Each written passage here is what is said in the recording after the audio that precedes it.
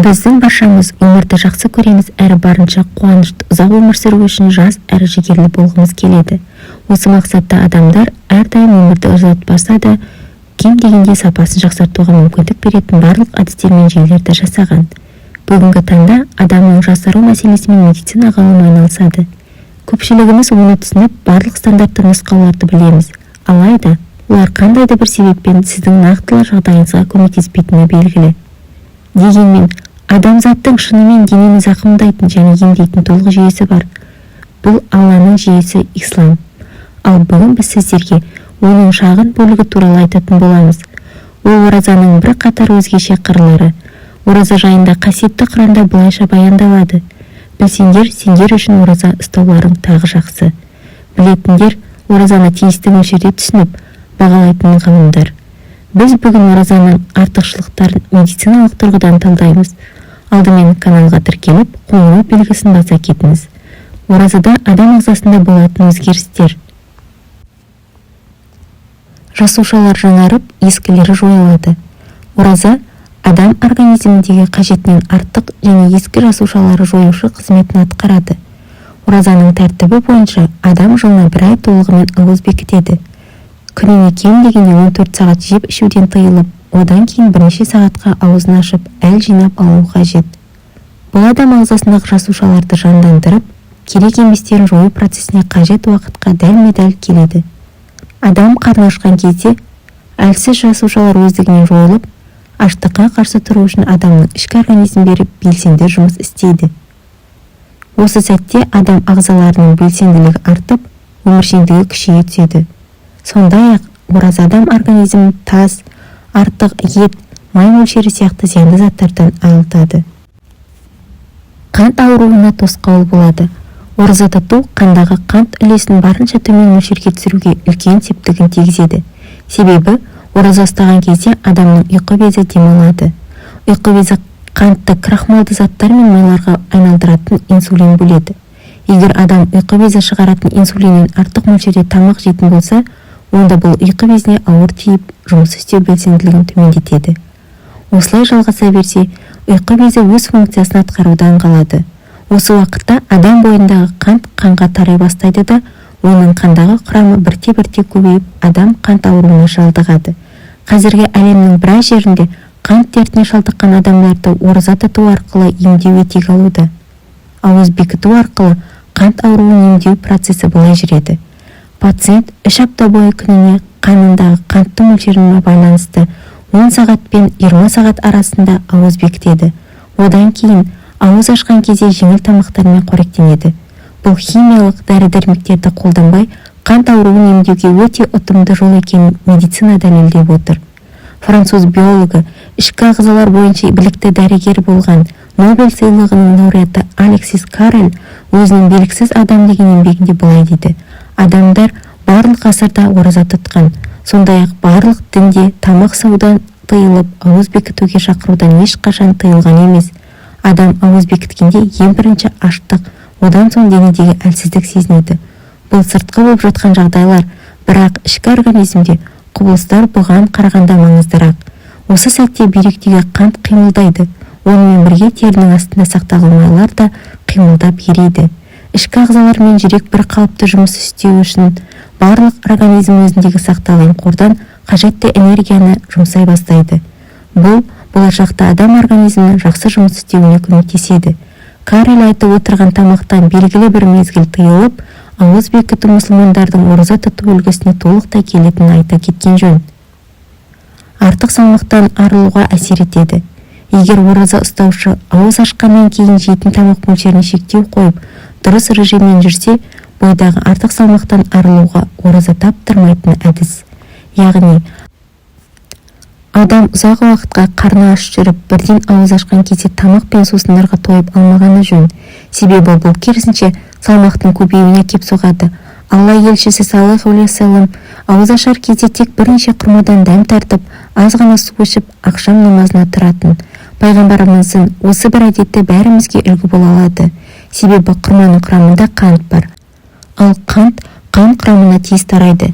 Және сол себепті адам аузына құрмамен ашатын болса, бірден тоқшылықты сезеді. Сонымен қатар құрма адам ағзалары қалыпты жұмыс істеу үшін қажетті энергиямен қамтамасыз етеді. Көп адамдар күні бойы тамақтан тыйылып, ауыз ашқаннан кейін бірден ауыр майлы тамақтарды, көкөністерді жеп бастайды.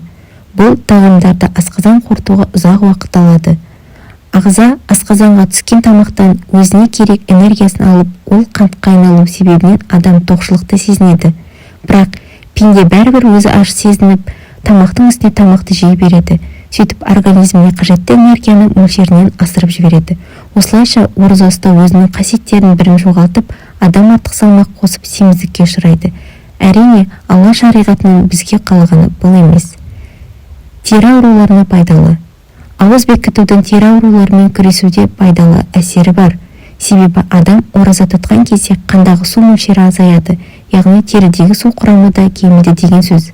Бұл терінің қуаттылығын арттырып, зиянды микробтар мен бактерияларға қарсы тұруға көмектеседі. Сондай-ақ, қышыма ауруының адам денесіне әрі қарай таралуын тоқтатып, терінің майлануы мен аллергиядан жазылуға да оң әсерін тигізеді. Тұз байлану ауруының әсері.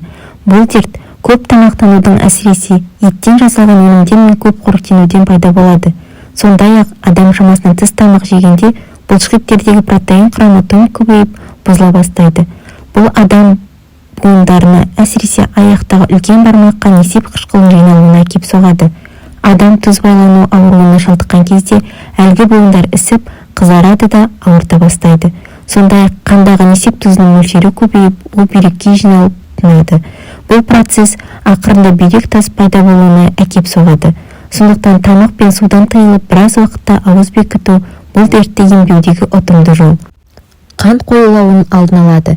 Көптеген мұсылман және мұсылман емес ғалымдары ауыз бекітудің денедегі майдың құрамын азайтумен қатар холестерин мөлшерінде бәсеңдететінін жарыса айтады.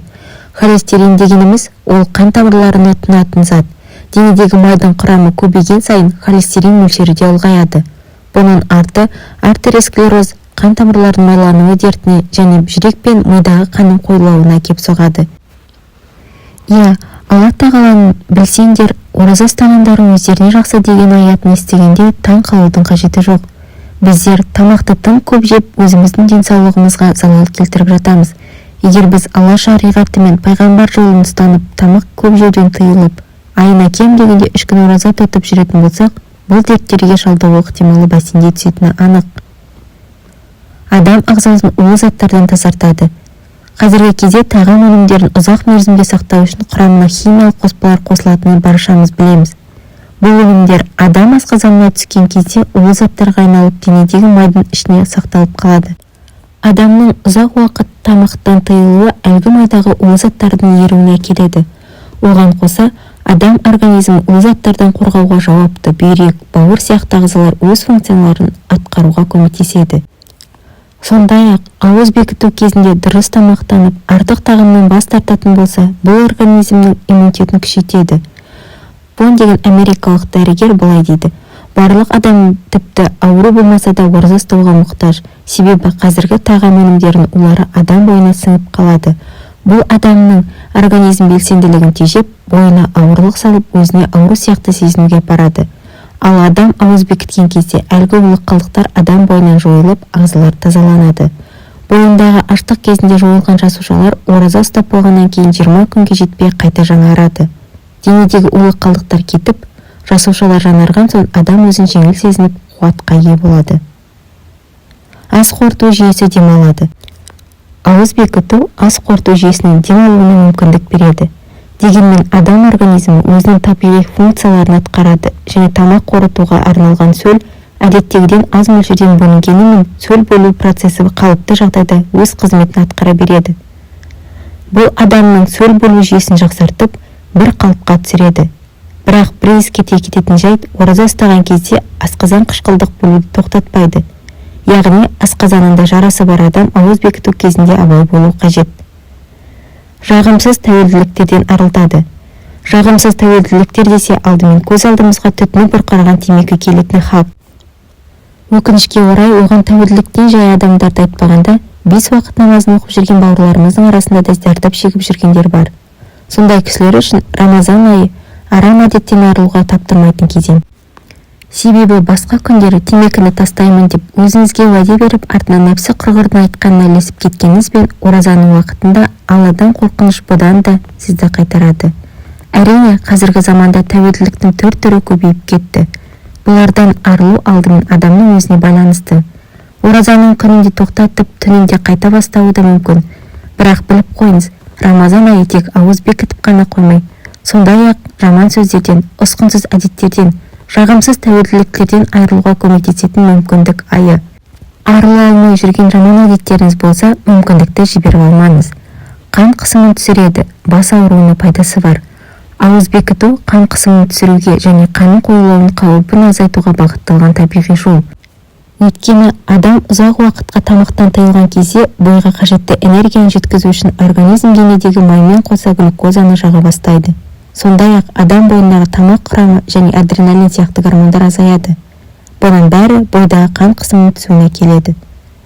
Қарап отырсақ, Алла тағала бізге ораза ұстауға әмір беру арқылы тек ақыретімізде емес, осы дүниеде деніміздің сау болғанын қалаған екен. Расында бізге жаратушымыздай мейірімділікті, шапағатты ешкім көрсете алмайды. Ендеше біз ауыз бекіту арқылы ақыретімізге азық жинауымызбен қатар осы дүниеде озады екенбіз. Алла ұстаған оразаларыңызды қабыл қылсын. Осы ақпаратты жақындарыңызбен және достарыңызбен бөлісе отырып, лайк басып, комментарий қалдырып кетіңіз.